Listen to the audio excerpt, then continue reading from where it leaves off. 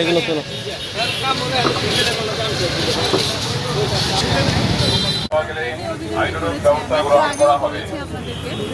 এটা আজকে সকালে আমরা আবারও অভিযান করেছি, আরেকটা টিম ওখানে কাজ করছে যাতে এটা বসতে না পারে।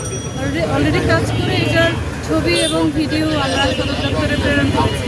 গতকালকের অভিযানের কথা বলছি, আর আজকে যেটা করলাম বা করছি সেটা আমরা আবারও আগামীকালকে এসে আবারও এটার কন্টিনিউশন রাখবো।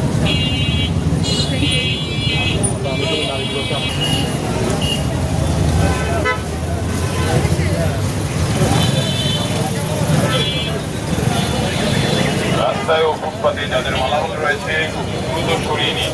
আপনাদেরকে স্বেচ্ছায় পালানোর সুযোগ দেওয়া হয়েছে।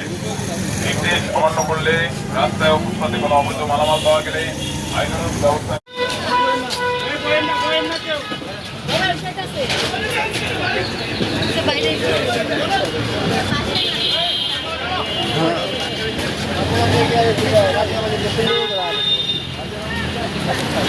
গেলে